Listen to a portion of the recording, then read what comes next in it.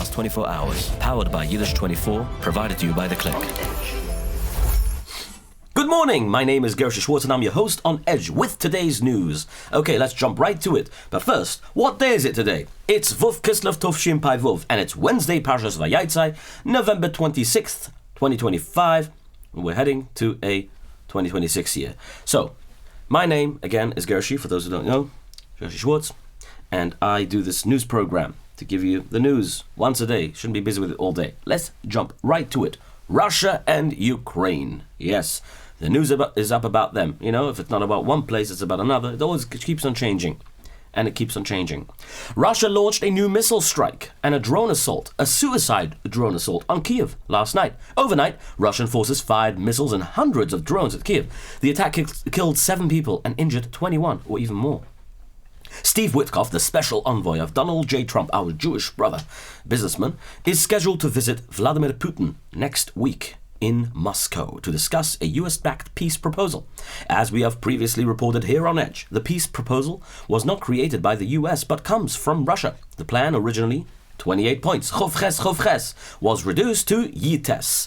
Looks like Yad Kislev has a significant day for the Lubavitchers because, you know, Yad Kislev, and it's this month, and also Russia, you know, the connection, well, that's where Lubavitch is from, has a significance because it might help, and in this chus, the war will end. So they're changing it from 28 Chovches to 19. 19-point plan. Okay, now, the 19 points include major concessions from Ukraine, giving up certain territories in the east, limiting Ukraine's military size and foregoing NATO membership. In exchange for what? Security guarantees Zelensky always asks for, and obviously money to rebuild, reconstruct after the destruction of 3 years. Takes 2 to tango, my friends. Both sides need to be investigated, as I say always.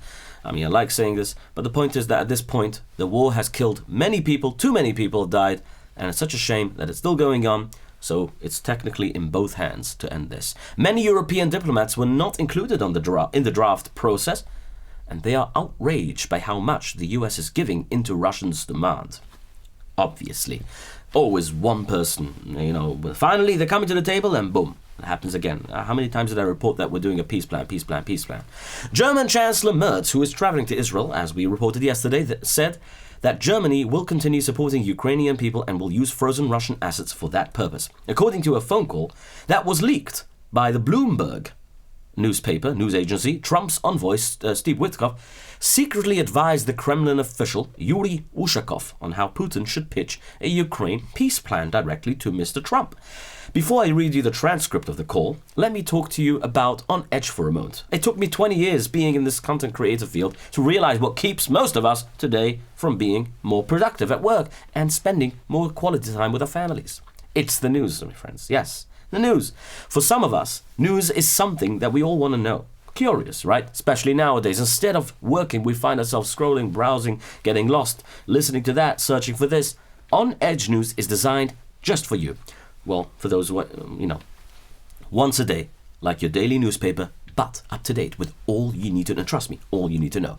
Not just headlines, but the story once a day with all important parts. Maybe once we'll do it twice a day, in the morning and the evening. But the idea is just to wrap it up and to make you feel good that you know what's going on and you continue on with your day. On Edge News is powered by Yiddish24, reaching nearly 60,000 Yidden already in the Yiddish language.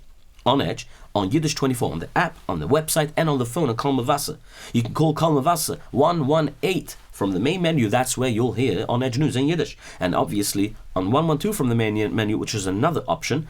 And it spreads fast, and people hear it all the time. I get feedback. So Baruch Hashem, I started this. Therefore, I started an English edition as well for those who asked. People have asked. So I did this is the English edition, bringing the same clean, kosher news to even more homes. No junk. Just real news you can count on. The English is brought to you by The Click, like I said, and this is the LakewoodLuach.com, the trusted source for minyanim, eateries, and local updates across Lakewood. Now, on the leaked phone call, like I promised I would say, between Witkoff and the Russian Ushakov, in the October 14th phone call with top Putin aide Gershy Ushakov, Witkoff laid out the exact pitch as follows.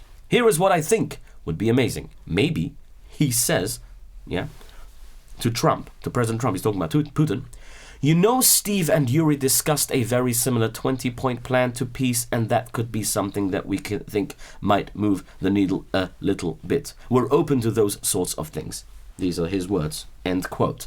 Ushakov liked the idea. He told Witkoff that Putin would tell Trump, quote, Mr. Trump is a real peace man, end quote. The Kremlin aide called the leak unacceptable and stressed all such talks are confidential. Trump shrugged it off, saying, as he always does, it's just standard negotiation talks. He doesn't care about these things. If people offend him, say something about him, or make him look like something, he's been bashed around the news for the last years, as we all know already. Well, it just happened now with Mamdani, where a reporter asked Mamdani openly if he thinks Trump is a fascist, standing right next to him after they made friends, right? So what did Trump say? He patted his hand and saying, "Don't worry, you can just say yes." The point is that Trump doesn't care. He just wants to get to the end of the deal. Just let's get the deal done. And Russia has far more soldiers, and obviously Ukraine doesn't have the cards to make a deal. So they should make a deal while they still can. Witkoff heads to Moscow next week to keep pushing the plan instead of Thanksgiving. It was supposed to be earlier, but they pushed it off for next week. Reports say a strong airstrike hit Idlib in Syria. At first, Syrian media claimed that these were American fighter jets, that they were responsible for the attack, but it turns out to be it was an accidental detonation at a Damascus-controlled ammunition depot near Kfar Takharim, not a US or Israeli airstrike. They thought so, likely due to yesterday's report. There was a US operation eliminating many ISIS members from the Somalia ISIS group. Anyway, you can go back yesterday to check the news. We reported on it in length. A group of terrorists ran out of the Rafah tunnels this morning, where we reported many times, they've been trapped here for 4 weeks already. Obviously watched by the IDF. 4 were eliminated and 2 were arrested. Israel has confirmed that the body of Dror Or, murdered and abducted from Kibbutz Be'eri on that bitter, terrible massacre day that killed over 1,200 Jews and abducted over 200. On October 7th, 2023, was returned last night after forensic identification and family notification. The Palestinian Islamic Jihad said it found the body in the Nezarat area and transferred it with Hamas to the Red Cross, which then handed it off to the IDF. The bodies of 2 more hostages still held in Gaza, Master Sergeant Ran Gvili and Thai national Sudisak Rintalak. Severe flash floods are still affecting northern Israel tonight, trapping families and shutting down roads. Rescue teams have pulled people from cars and flooded homes in the Galilee region after heavy rains in the area. As we reported here yesterday, the water levels were so high that a section of the security wall, the fence, in the West Bank has collapsed, and that raised significant security concerns. Let's talk about significant productive concerns at your business. If you have a business, many subscriptions to many different apps that run your business, you should change and call Protobyte to build you and design you from your website tied into all the other applications, be it CRM, Salesforce, QuickBooks style stuff. 347-354-1237. 347-354-1237. That's proto-byte.com. Call them, mention on Edge, get a good deal. Brazil's former president, his name is Jair Messias Bolsonaro, has officially begun serving a 27-year prison sentence. 27-year prison sentence for a 70-year-old. Trump and his administration tried to help former president of Brazil, but Supreme Court in Brazil announced that Bolsonaro, who's 70 years old, has to begin serving the 27-year prison sentence immediately. The conservative leader was convicted of plotting a coup to stay in power after his election loss. Bolsonaro supporters calling it a political witch hunt, but the court ordered him to report to prison immediately. He will serve, like I said, a sentence in a 12-square-meter police cell without contact with other inmates. According to Brazilian media, he was imprisoned 2 days ago after attempting to remove the electronic ankle monitor attached to his leg. In Hong Kong, today, at least 13 people are confirmed dead, including a firefighter. A massive fire broke out at the Wang Fu Court high-rise apartments in the Tai Po district. Flames shot up the bamboo scaffolding wrapped around the building, turning the outside into a wall of fire and trapping families sadly inside. The story is still unfolding, so we don't have more information about that. While Iran is testing its air defense system and struggling with water shortages and obviously warning of relocating its capital, evacuating Tehran, Iran is warning the US not, they're mixing in and telling the US what to do, right? Not to use force against Venezuela. Tehran's foreign minister, Abbas Araghchi, accused the Trump administration of acting like bullies after Washington labeled Venezuela's military-run drug network, the Cartel of the Suns, as a terrorist group. The US sent the USS Gerald R. Ford aircraft carrier to patrol the area and enforce a drug blockade. Venezuela's president Nicolas Maduro said that the US is lying about drugs and just wants to take their oil. Airlines have already started cancelling flights to Caracas, Venezuela, and afraid the situation might explode into a full-fledged war. Let's talk about what might explode if you don't take care of it right now, is your business. You run a business, and sometimes you think you might run it well, but at the same time, are you monetizing? Are you running it well? There are people that help you focus on what you need to focus on in order for you to be able to be a real good businessman and monetize and make money. David Wanounou, he's a specialist, a special person. Besides being a specialist, he's a special person. I would call him a special person. The Trepper Plan. Get in touch with him. Call him. I had an episode, a Spin the Edge episode with him. I had the honor of having him up here. We talked about interesting things that might help you. Call him 845-414-8100. You can email him at david@thetrepperplan.com.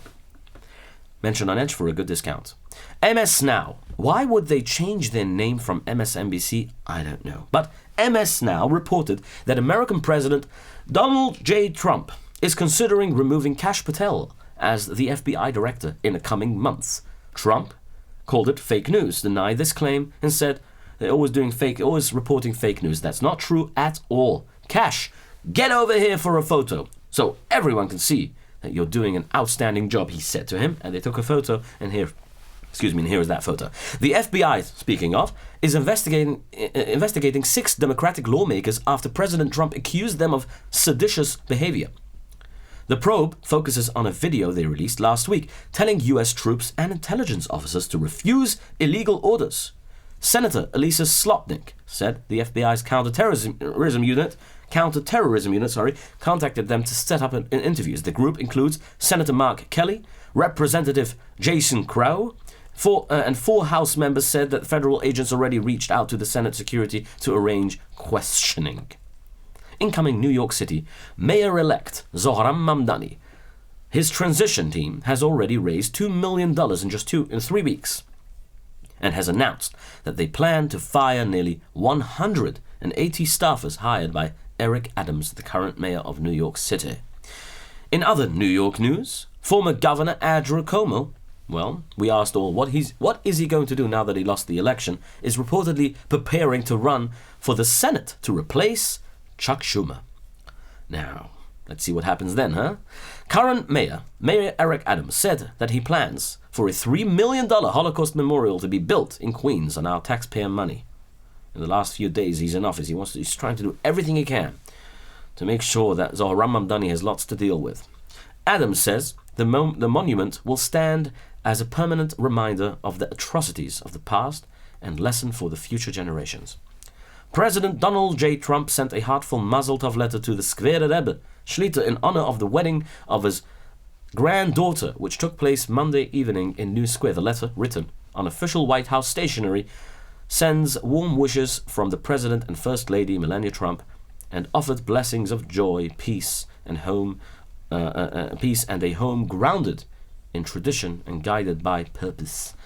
Now, let's talk about Arrive Express, 845-622-1111, or from Monroe, 845-254-1111. That's Arrive Express, your taxi in the upstate region. YS Capital Group, your place to borrow money when it comes to buying a building for investments. 718-831-2168. That's YS Capital Group.